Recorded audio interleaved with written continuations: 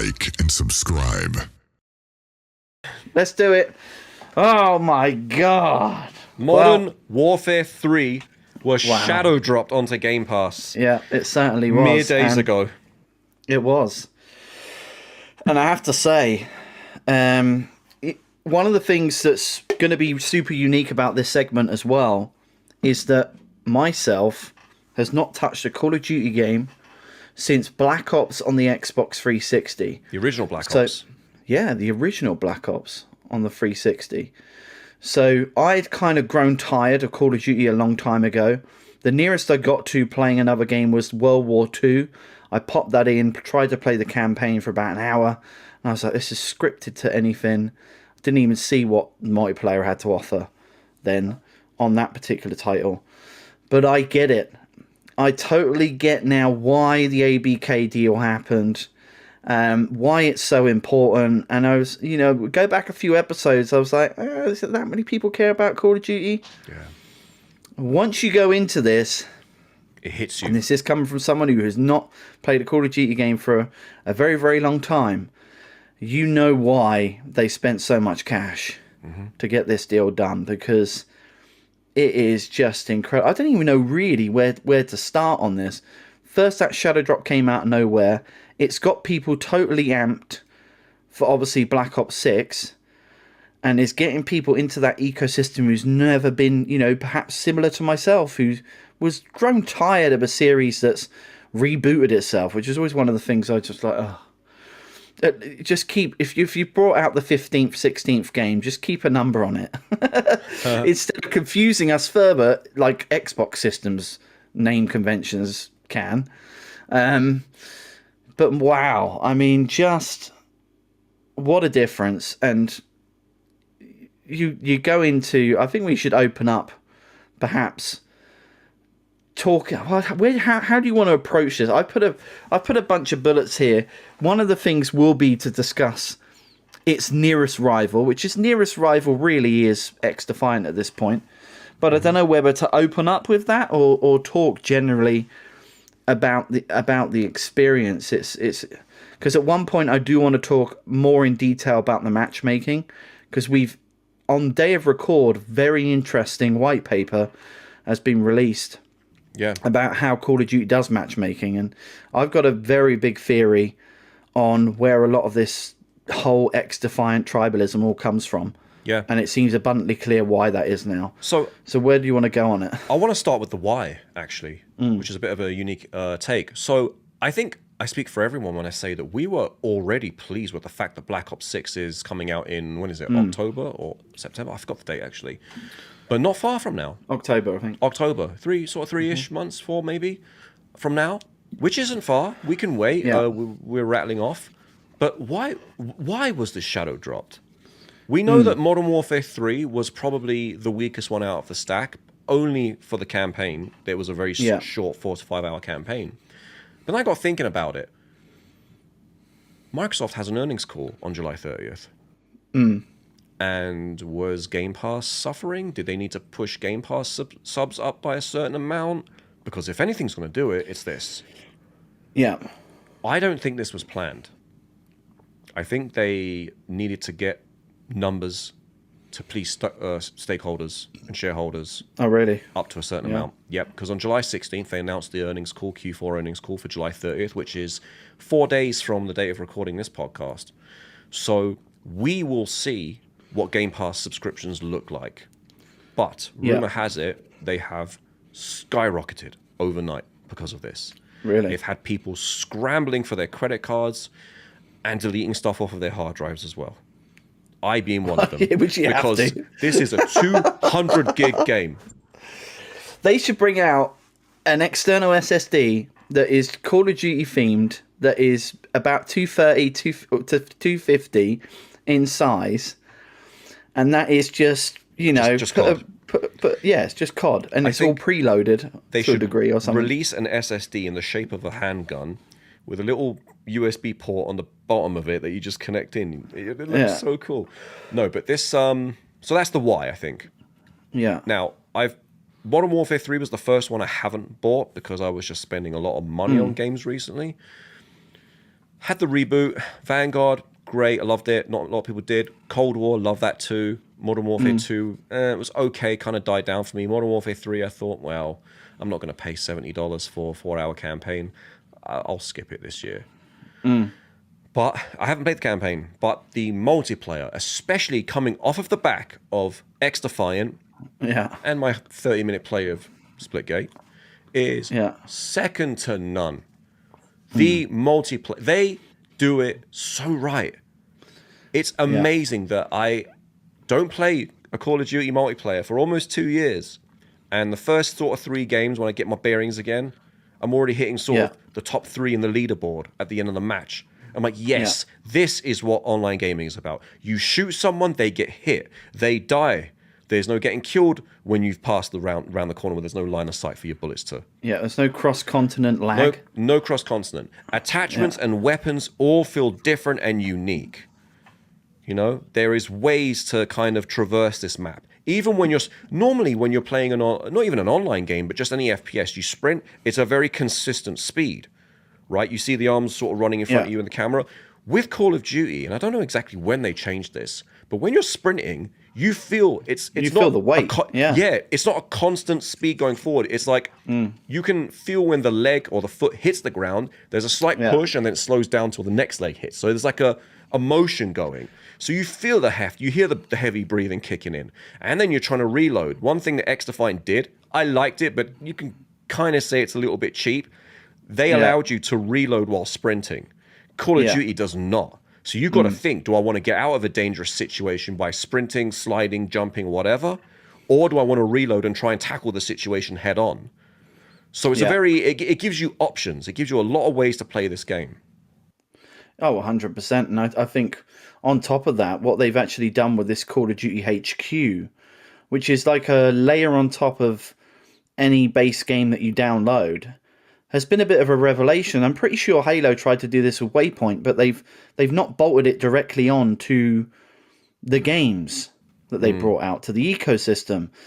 And what they've done here is essentially pretty much done what the Master Chief Collection has done, but better, in the fact that they're rolling in this whole ecosystem where you can traverse between different games if you've got them installed in one seamless place, building these hot playlists to go where the activity, where the buzz is. So, for instance, I think that what was the map? There was a specific map that Bait that came out recently. 24/7. Yep. Bait 24/7 and Yard 24/7.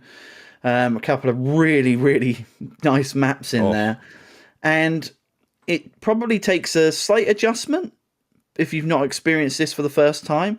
But it's very easy to, well, it might take you a little bit more time to figure out when you reach level 25 and you can unlock the armory where that is. But otherwise, navigationally, it all made sense.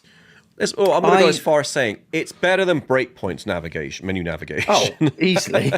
But it's still a lot to take in. It is, yeah. Especially, where do I find stuff? But yeah, go ahead. Well, there's so much stuff. And I spoke in last week's episode was about, has the Fortnitification of Modern Warfare, has it gone too far? Well, now I've settled in that ecosystem, I don't think it has. It complements it, I don't genuinely think it has. I think it's arcadey enough, this shooter. It's not trying to, be too overly realistic. I mean, you can see it from some of these maps. The only criticism I would say about some of the play in Call of Duty is how some of the spawning, and it doesn't happen every game, it might happen 1 in every 5 maps, where you'll spawn and all of a sudden you get spawned in a location where you're shot within a second. It tends on these really small maps. The small maps, yeah, exactly. Yeah. Where there's no space really. So that's something that can be forgiven because that's not a map where you're going to have a real competitive game on. It's one of those maps where it's like, oh, let's just have some carnage and chaos and blow shit up. And that's what those maps are designed for. But you were having a lot of fun with the perk system, and I mean, you see the footage that we've got here. I mean, it's a good thing you recorded it and not me, because I haven't unlocked the cruise missile. I haven't unlocked whatever's above that. SAE. The SAE.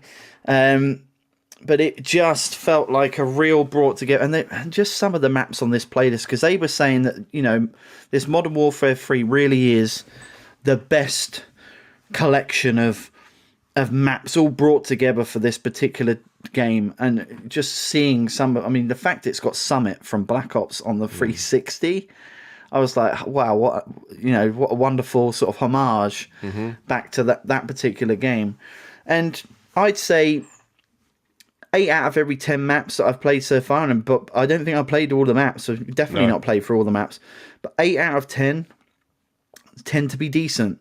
There's a couple that are a little bit like, have they thought the design through, or it could just be that there's a couple of maps in there that are more tweaked towards people that like to play sniper, and we were just getting picked off and it was annoying us. I don't know. But that's okay. I mean, that's okay. You're not. It's not for everyone. There's going to be something for everyone. But the good thing is we've got the voting system. And if I remember correctly, there is a way where you can set which maps you want to play on. There's like a setting somewhere you can say, I like these 5 maps, but these 5 maps don't ever suggest them to me in a playlist. And so, and that's what I like about Call of Duty. So you go onto the quick play tile, me as the host, and what does quick play typically mean? It finds the first game that you can put you and your party into and just go. Well, Call of Duty takes it a step further, because I want to just jump into a game, but I don't necessarily want to play or run the risk of playing capture the flag. So what you do is you go into the quick play settings and you can say, I only want to play kill confirmed, team deathmatch, free for all, maybe domination. So you select those 4, remove the other 10, and when you hit quick play, it just cycles through the 4 that you like.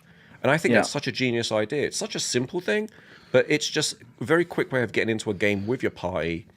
And I like the fact that I don't have...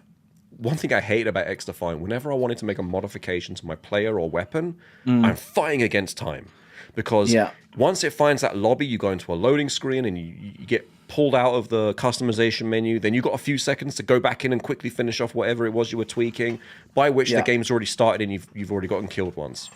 So, but Call of Duty is a bit slower paced. You've got a few minutes to go in there and really tinker with what you want. And it makes meaningful difference. If I put a scope on there, I'm going to see and feel differently on that gun. Oh, it feels different, 100%. Yeah. I found that a lot of these maps, it's actually a disadvantage to whack a scope on your gun. Yeah.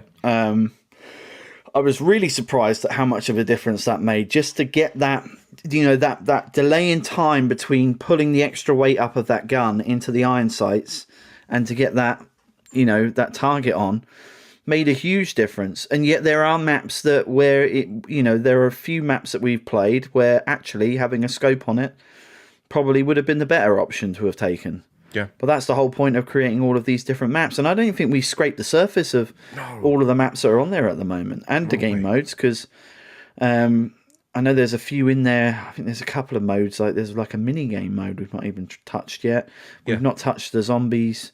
I know it's not your particular bag, but I'm kind of interested to see how it works in the open world environment. So I'll give it a game or two.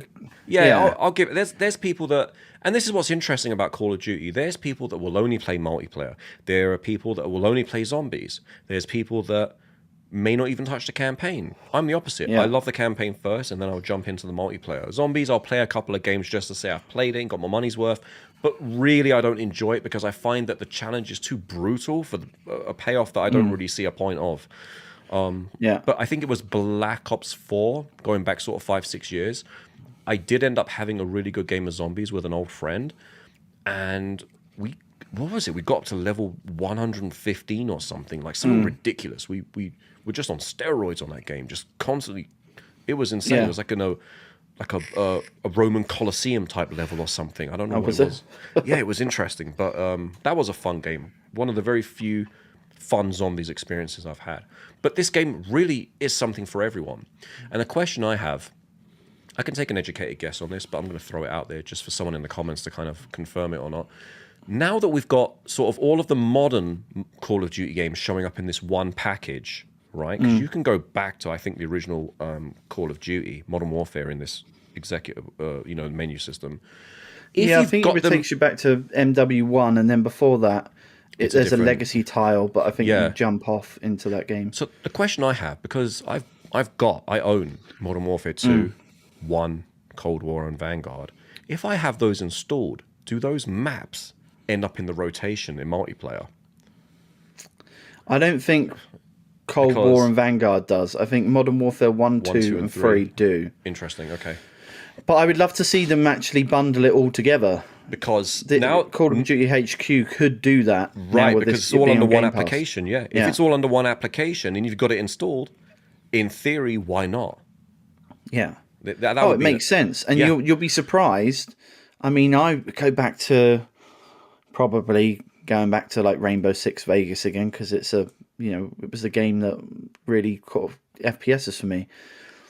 But it would just really annoy me if I didn't have the maps. I was like, I've got to buy these maps. They might not even come up in rotation all that much. But just having access to all of those maps, like for instance, right now I can on Modern War, as far as I can tell, at least, Nuketown ain't going to go and show up in this version. You know, even though they're different development teams, they're still owned by the same company. So Do you think they'll ever merge? They'll merge all of this together, think- even on the Black Ops side? I think Nuketown could very well be one of their break in case of emergency options. Right? The day the numbers start dwindling and there's a pattern of, okay, we might be nearing the end of this boat, right? Hit that emergency button.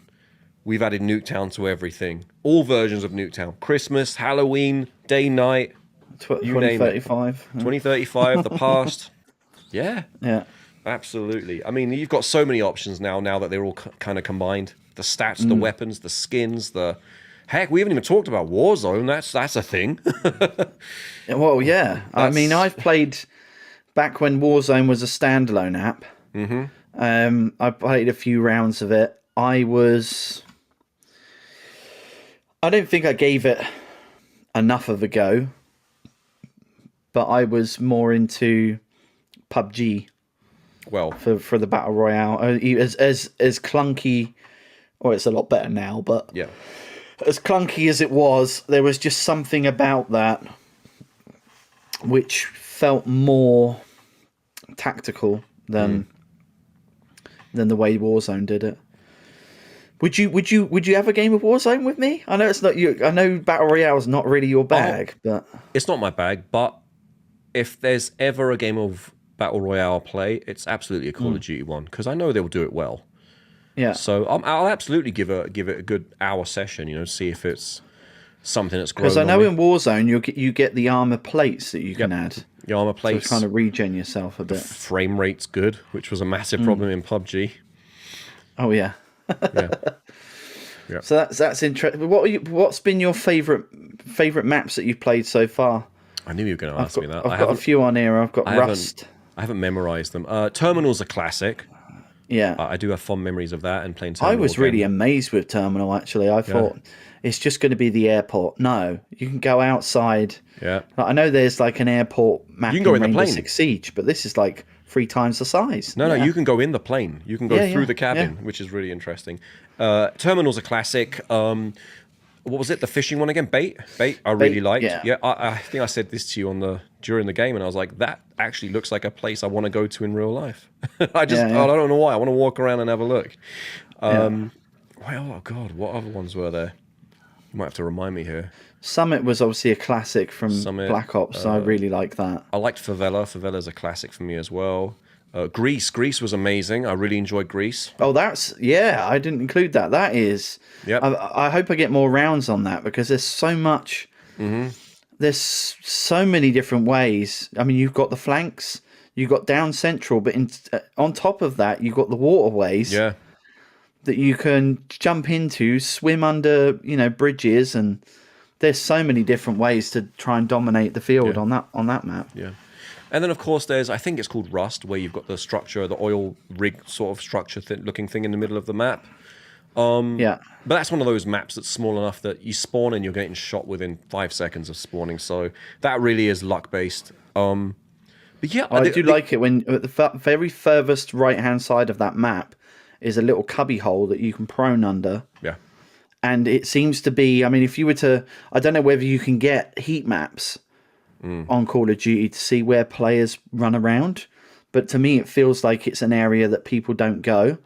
And you can go under that third rivet and just... Well, I managed to stay alive for nearly 2 minutes under there, just picking people off. But that's what I like about it. And another thing, what I will say is I prefer, even though you die quicker, I prefer whatever it's either called hardcore or bare bones, where there is no tac map. It's pretty much 1-2 bullets and you're dead. But because they can't see the kill cam, because they can't see where you are on the map, it makes that frustrating.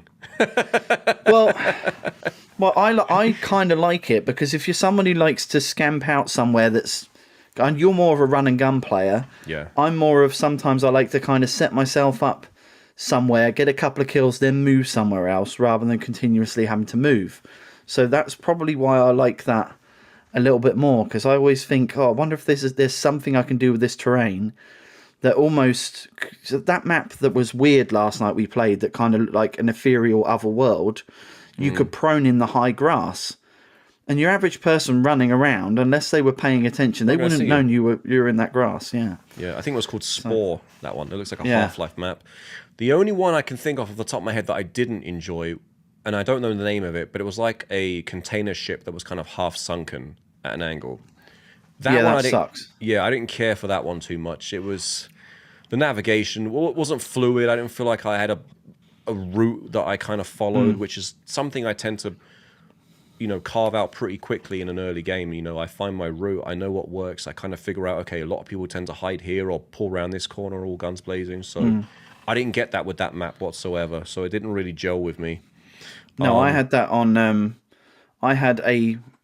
assuming, unless that's just the general size of the map, but I had a domination game on that map, and it was just complete and utter chaos. Yeah. It was... respawn, you're dead within 300th of a second. I think the average life of a player on that particular session was no more than maybe 1-2 seconds. So let me ask you an interesting question. And now that we've gotten Modern Warfare 3 on Game Pass, if Xbox were to tell you that Black Ops 6 was releasing next year instead of this year, but it's not going to be on Game Pass, are you now convinced that this is worth a $70 purchase? Or is the one that's on Game Pass now just enough for you? Well, considering I haven't dipped for such a long time, I would say it's probably enough for me. And not only that, I don't think it sounds to me like the Black Ops story is a slight continuation in some degrees, and I've got to go through wherever that starts. Like, I'll be honest with you. It continues, but it's not one of those things that I ever find myself saying, I need to go, nah. But I did like what they were doing with Cold War, with that Gorbachev.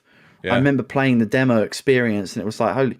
And at the time it came out was just before Ukraine-Russia war kicked off. And it was like, everyone was thinking, this timing of this is just impeccable.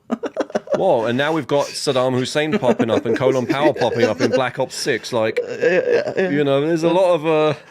What's going on here? It's the Simpsons all over again. Yeah, pretty much. Yeah.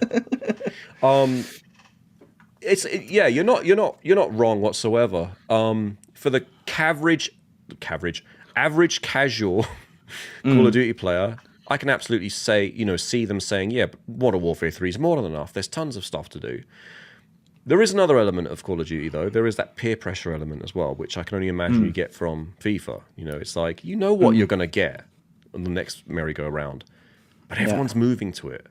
And even though it sucks, or it may not, you're like, all my friends are going to be there. It's going to be a good session. I'll have a good month of gaming when I jump into those parties.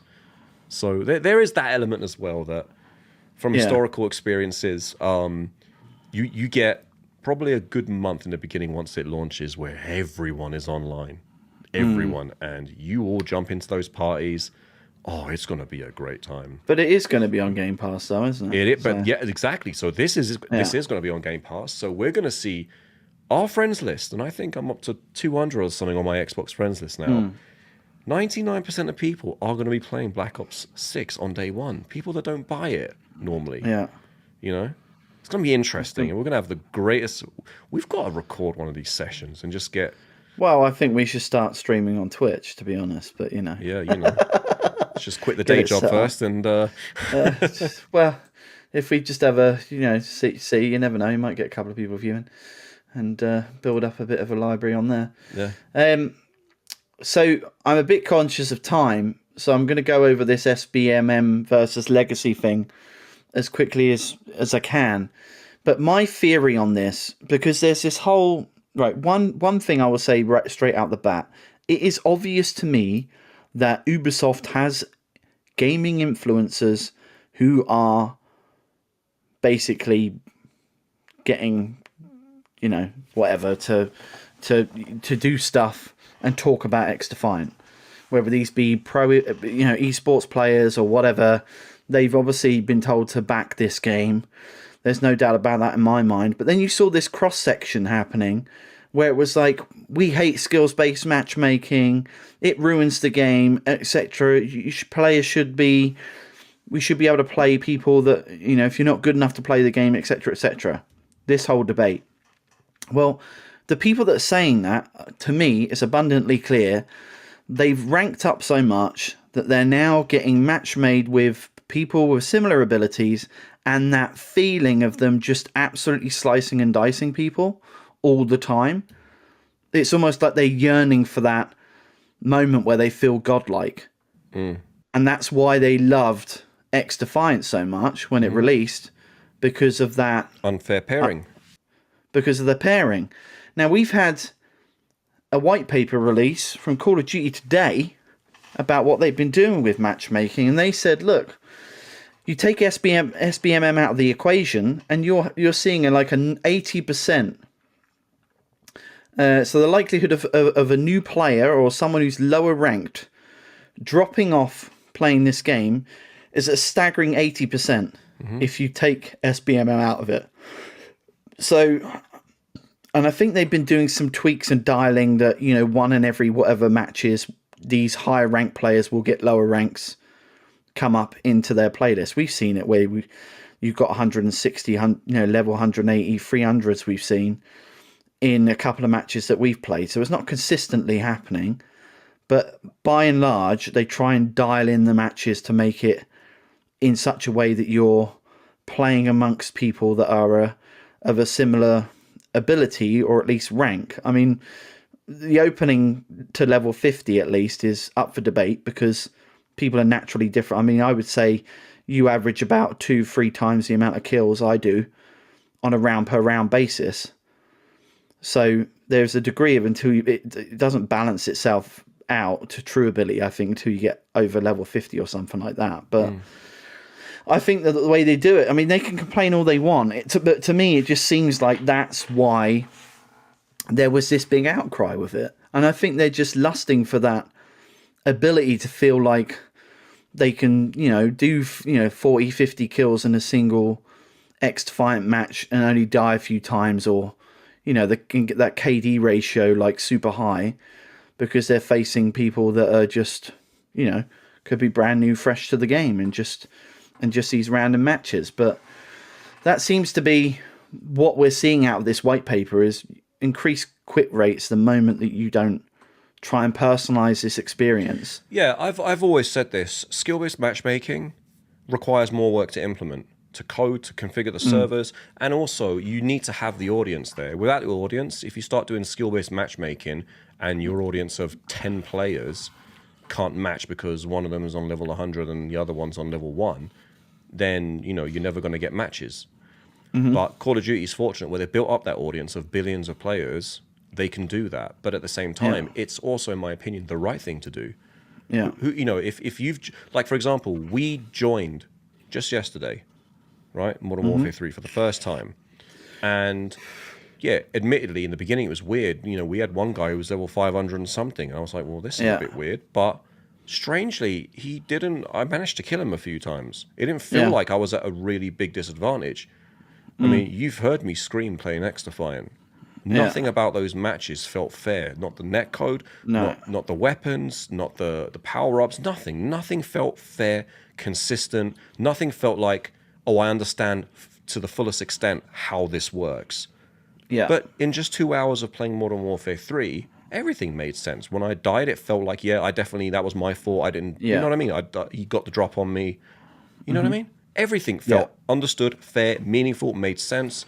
So for them to say, oh, we're going to prime our game on not having skill-based matchmaking, I'm sorry, that's just lazy. That's an excuse. It's a cop-out. It is a cop-out. You need skill-based matchmaking. If I were to, if you're not, you know, it's fair to say, I'm not a football guy gamer. You're not a Street Fighter player. Yeah. If you were to jump into Street Fighter as someone who never plays the game online, what would you rather play against? Another level 1 character or a master? Yeah, exactly. You know? Exactly. And same with me. If I were to play FIFA online, or FC, whatever they call it nowadays, I want to play someone who's as crappy as me because I feel like it will be more of a fair game, not someone who can run a ball around me 20 times before they score. Yeah. You know? Well, they go on to say something very similar on here. It's like, well, the argument is that if you play much higher ranked players, you will get better through the experience of losing. But if you're getting absolutely rinsed and you're not having that chance to actually improve your ability, again, that's a lazy answer. If that truly was the case, you'd give the player the option. Throw a big splash screen when they start the game. Do you want to face off against skilled people or someone who's going to kick your ass? Let them choose. This is just lazy. I'm sorry. Yeah. So that was, it just seemed very interesting that came out on the day that we recorded. But no, I totally agree with him, and I do think this is largely in part where this conversation all came from. Yeah. Because now they're not getting, you know, that it's like they're trying to fulfill that hit that they first had when they played a fresh Call of Duty game. I bet you when a new Call of Duty game comes out, you won't hear about it for the first 6 to 8 months, and then the conversation will probably come up again. Well, where I noticed it mostly was because obviously on Nintendo Switch, you've got your gamer profile, but it's not tied into, you know, achievements or anything like that. What I used to notice it really badly on was Ultra Street Fighter 2. You'd get people who clearly have created new gamer profiles because it gets to a point where they couldn't beat the top tier elites, or there was no one good enough for them to feel a challenge anymore. They create a whole new profile, obliterate us sort of in the lower to medium sort of ranking, and just start all over again. But happens in Rocket Leagues, except in Rocket League, people sell their high rank accounts for some weird oddball reason. But it is what it is. Get your money. Well, that wraps up our segment on Modern Warfare 3. We're going to rattle through the news segments that have come out this week. Like and subscribe.